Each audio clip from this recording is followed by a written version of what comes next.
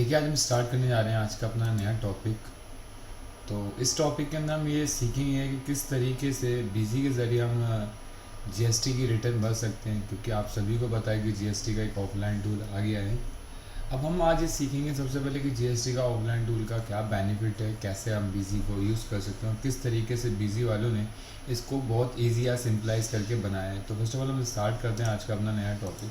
तो सबसे पहली बात आती है कि सर ये ऑफलाइन टूल डाउनलोड कैसे होगा, या हमें ऑफलाइन टूल डाउनलोड करना है तो किस तरीके से करेंगे। तो सबसे पहले आप गूगल पे जाएंगे।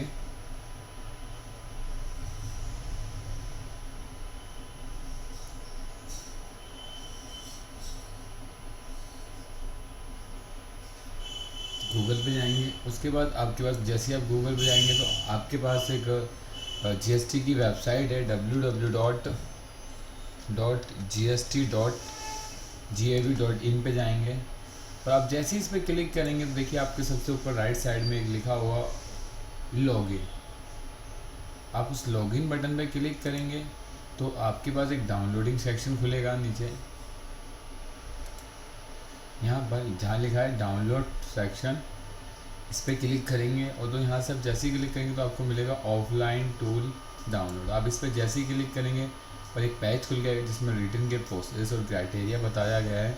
आप इस बटन पर क्लिक करके इसको डाउनलोड या प्रोसीड कर सकते हैं। इस तरीके से आप करेंगे, ऑफलाइन टूल डाउनलोड हो जाएगा। ठीक है, ये देखिए डाउनलोडिंग स्टार्ट हो गई।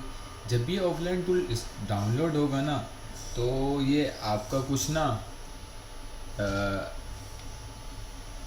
डाउनलोड जो होगा वो आपका जिप फोल्डर में होगा। तो आपको उसको राइट क्लिक करके एक्सट्रैक्ट हेयर करना पड़ेगा, उसके बाद ही आप इसको कर सकते हैं। जैसे मैं आप लोगों को यहाँ करके दिखा रहा हूँ।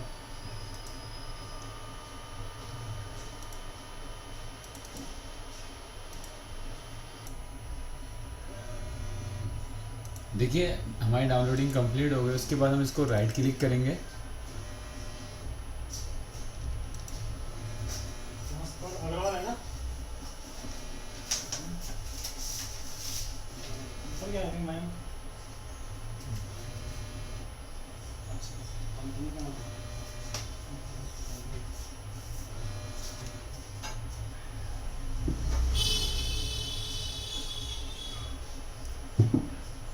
देखिए डाउनलोड हो गया। इसके बाद हम राइट क्लिक करके इसको एक्सट्रैक्ट हेयर करेंगे, एक्सट्रैक्ट हेयर करके और यही लोकेशन दे देंगे हम एक्सट्रैक्ट हेयर की। और यहीं आपको देखिए एक न्यू फोल्डर आ जाएगा।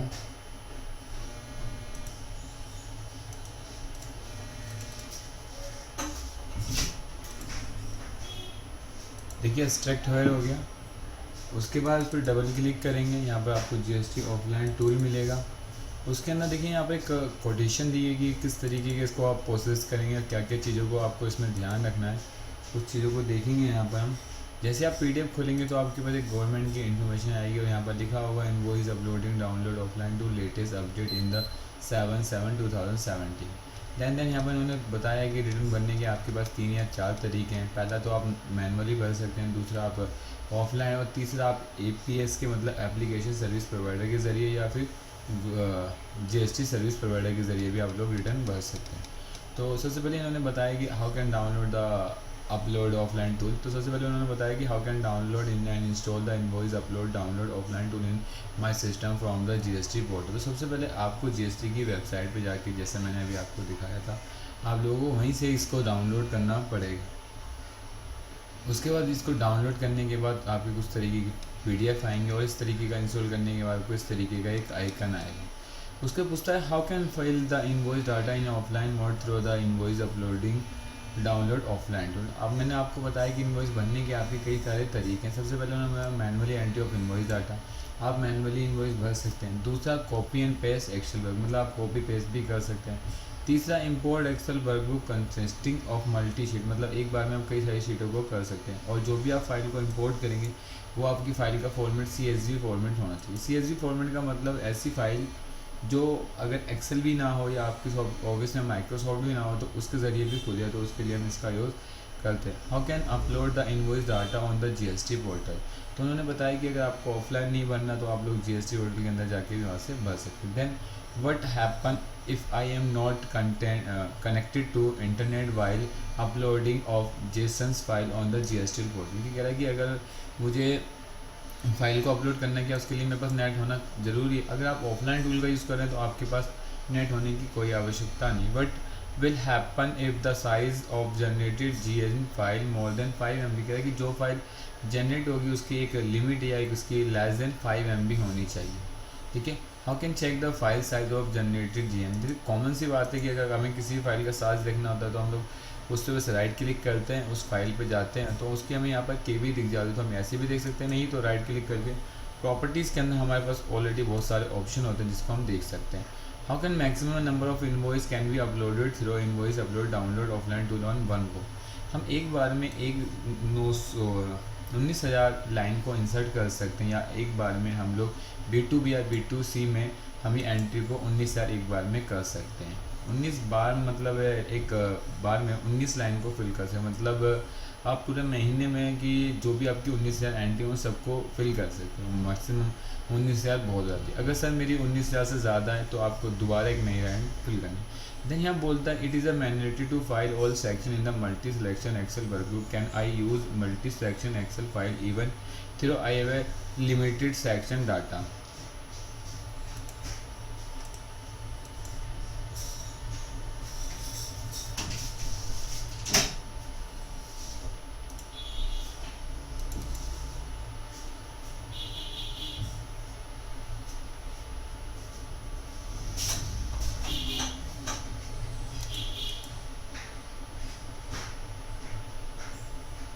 देखिए जब ये सीट खुल रही है तो आप इसमें एक चीज़ फोकस करके देखेंगे कि इसमें नंबर ऑफ़ काफ़ी सीटें अवेलेबल हैं।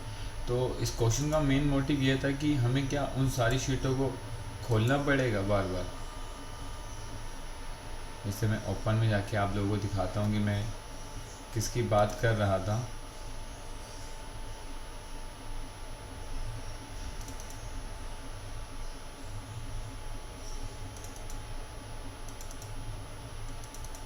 मैं इनकी फ़ाइल की बात कर रहा था कि यहाँ पर आप जैसी सीट को खोलेंगे तो आपके पास काफ़ी सारी सीटें होंगी जिसमें आपकी B2B, B2C, B2B और यहाँ पर सबसे पहले तो गुड्स एंड सर्विस टैक्स की कोटेशन मिलेगी। उसके बाद ये क्राइटेरिया देखिए, सबसे पहले B2B जिसमें आपको मतलब उन व्यक्तियों को जिन्होंने आपने सेल करी जो आपके रजिस्टर्ड पर्सन थे या जो 3 नंबर थे। सबसे पहले इन्होंने बोला B2B, फिर B2C, ऐसे B2S मतलब जो लार्ज वाले या स्मॉल वाले। B2CL का मतलब होता है जिसकी वैल्यू 2.5 लाख से ऊपर है उसको इसके अंदर रिकॉर्ड करेंगे, और जिनकी वैल्यू 2.5 लाख से नीचे है उनको इस तरीके से मेंशन करना है। देन आगे चलते हैं। अब उन्होंने यही क्वेश्चन हमसे पूछा था क्या हमें साइज फील्ड को भरना जरूरी, तो आंसर इज़ नो, हमें साइज फील्डों को भरना मैंडेटरी नहीं है। Then how can check the status of uploading invoice if I submitted the some through invoice uploading offline tool.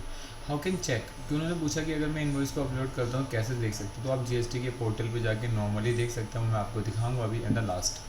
How can edit invoice uploading through invoice uploading data offline tool in GST portal. Yes, आपने जो data upload करा है उसको आप लोग GST पे जाके edit भी कर सकते हो, modify. How can generate multi JSON file for a single tax period. Yes, आप अगर आपके मल्टी टैक्स रेट है तो आप एक बार में अलग अलग टैक्स को फिल कर सकते हैं, क्योंकि GST के पोर्टल के अंदर जब भी आप कोई एंट्री मैनुअल फिल करेंगे तो वहाँ पर ऑप्शन होता है कि आपका टैक्स रेट कितने % वाला है, तो आप इसको ईजिली आप मेंशन कर सकते हैं। But is the maximum size of JN file.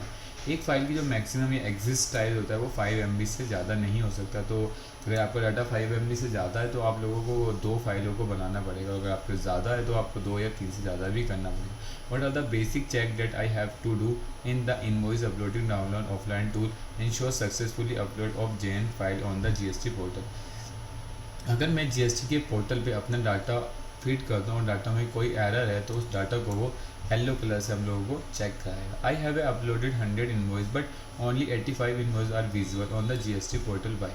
इसका मतलब ये है कि अगर आपने 100 डाटा अपलोड करा वो आपको 85 ही दिख रहे हैं, तो इसका मतलब कि आपकी जो 15 डाटा है उसके अंदर एरर है।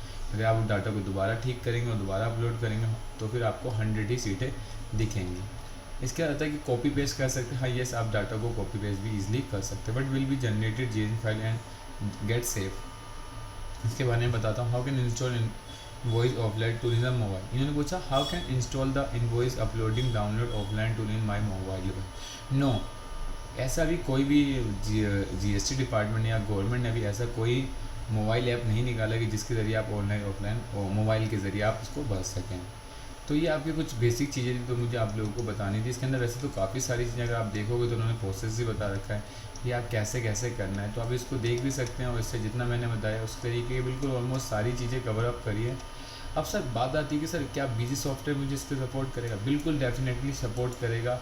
आप यहाँ पर देखिए मेरे पास ये डाटा है जिसके अंदर इन्होंने जीएसटी नंबर इन्होंने एक फॉर्मेट फिक्स फॉर्मेट है कि मुझे डाटा इसी फॉर्मेट में चाहिए। ठीक है, ये फॉर्मेट हो गया। उसके बाद हम जीएसटी पोर्टल को जो हमारा जीएसटी सॉफ्टवेयर इसको राइट क्लिक करके रन एज एडमिनिस्ट्रेटर करके हम लोग इसको इंस्टॉल कर देते हैं।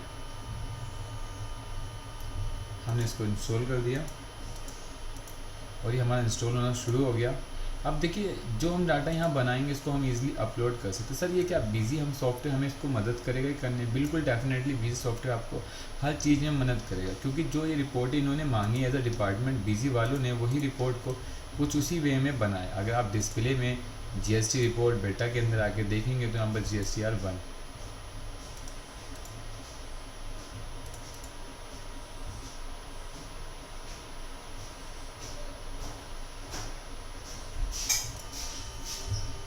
फिर यहाँ पर सर अपनी डेट डाल दीजिए कब से कब तक की आपको रिपोर्ट देखनी है। तो मैंने बोला 1/7 से लेके 1/7/5 तक। उसके बाद मतलब मुझसे पूछा B2B then reverse charge and e-commerce operator. जैसे मैं इसको एंटर करूँगा तो आप लोग देखेंगे जैसे डिपार्टमेंट ने हमसे रिपोर्ट मांगी थी, रिपोर्ट हमारी कुछ उसी तरीके से आई है B2B के अंदर। जैसे पहले उन्होंने बोला कि हमें GSTN नंबर चाहिए, तो यहाँ पर देखिए GST नंबर। फिर उन्होंने बोला इन्वॉइस, तो हमें इन्वॉइस चाहिए। उसके बाद उन्होंने बोला इन्वॉइस डेट चाहिए, तो बिजी वालों ने भी आपके लिए इन्वॉइस डेट रखी है।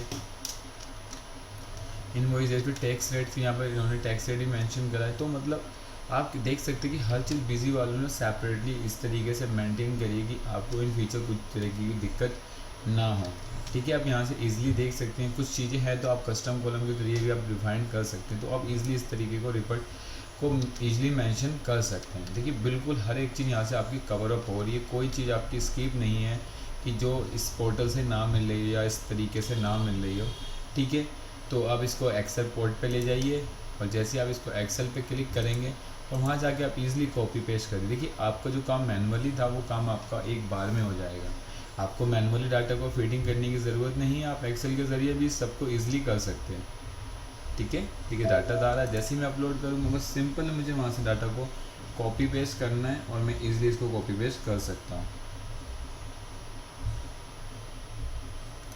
आ गया, बस अब मुझे इस डाटा पे कुछ नहीं करना, बस मुझे शीट को कॉपी करना है। इस डाटा को आप कॉपी कीजिए और वहाँ उस पोर्टल पे जाके आप Ctrl+V करके आप लोग पेस्ट कर दीजिए। जब भी आप इसको पेस्ट करेंगे तो एक दिन थोड़ा सा ध्यान रखेंगे क्योंकि एक्सेल के अंदर इसमें VBA लैंग्वेज लगी हुई है बैकएंड में, तो थोड़ा सा आप लोगों को वेट करना पड़ेगा।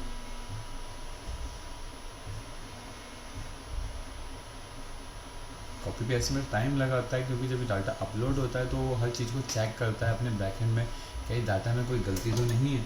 तो आप इस तरीके से VZ के ज़रिए आप B2B ईजिली रिटर्न फाइल कर सकते हैं।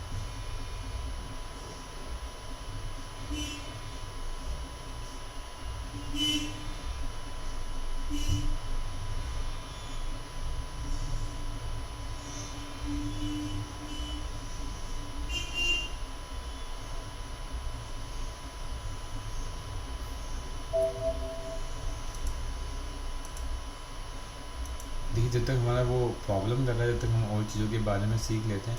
देखिए हमारे जीएसटी पोर्टल वालों ने ऑफलाइन टूल के लिए अलग अलग शीटें दी हैं कि आपको एक ही शीट में कंसोलिडेटेड काम नहीं करना। उन्होंने अलग अलग शीट, जैसे आपको B2B चाहिए तो B2B के लिए अलग शीट दे रखी है, B2C इसके लिए अलग शीट दे रखी है। तो ऐसे आप इजीली शीट को मेंटेन कर सकते हैं।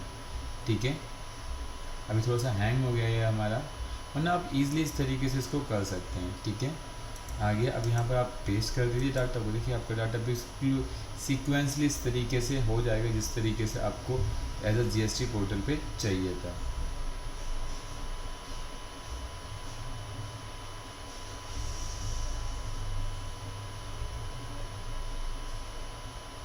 क्योंकि एक्चुअली इतना टाइम इसलिए ले रहा है क्योंकि इसके बैकएंड में ना एक VBA लैंग्वेज लगे जिसको ये पेस्ट करते हुए थोड़ा सा टाइम लगता है। इस चीज़ को आप लोगों को थोड़ा सा वेट करके चलना है कि आप लोगों को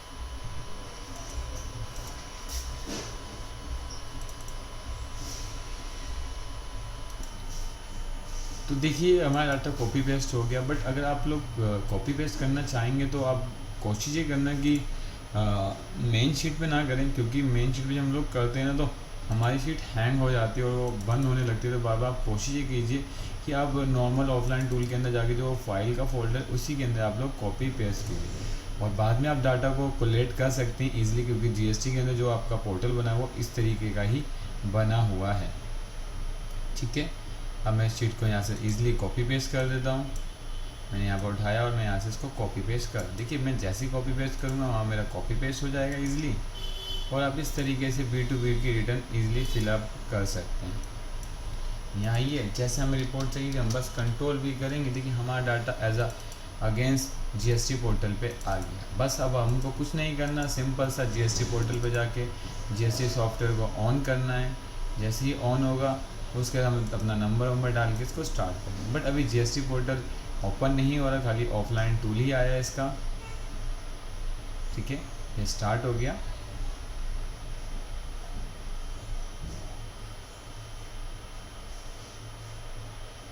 ठीक है, हम अलाउ करेंगे इसको, क्योंकि जब ये रन होता है तो आपके कोई फिर से पूछता है कि ये सिक्योरिटी इसको फायरबॉक्स को अलाउ करना है या नहीं। जैसे ही अलाउ करेंगे, देखो सबसे पहले जैसे आप करेंगे आपसे वो पूछेगा upload new invoice, open download error file portal. आप इस पर क्लिक करेंगे न्यू, आप यहाँ से डाल सकते हैं। ठीक है, यहाँ से अपनी कंपनी का जिसको करना है, ये मैनुअली प्रोसेस था। जीएसटी के अंदर आपका अभी एक दूसरा प्रोसेस भी आएगा जिसके अंदर आप एक्सपोर्ट इंपोर्ट कर सकते हैं। उसके लिए मैं आपके लिए कोई सेपरेट वीडियो बनाऊंगा। आज तो मैंने खाली आपको B2B के बारे में बताया कि आप लोग किस तरीके से B2B की रिपोर्ट को जनरेट करके इजी जीएसटी पोर्टल पर भेज सकते हैं, क्योंकि जो आपके जीएसटी वालों ने रिपोर्टें बनाई है वो हर चीज़ के लिए उन्होंने NDB, जैसे B2B की बात करें, B2C की बात करें, B2C लार्ज, B2C स्मॉल, इन सभी के लिए उन्होंने अपनी एक फ़ाइल को सेपरेट इंडिविजुअल बना के रखा हुआ है। तो इस तरीके से आप जीएसटी की रिटर्न बीजी के ज़रिए भर सकते हैं और ईज़िली भर सकते हैं। बस आप अपनी वर्किंग कीजिए ध्यान से और ये रिपोर्ट ऑटोमेटिक जनरेट हो जाएगी बीजी सॉफ्टवेयर के ज़रिए।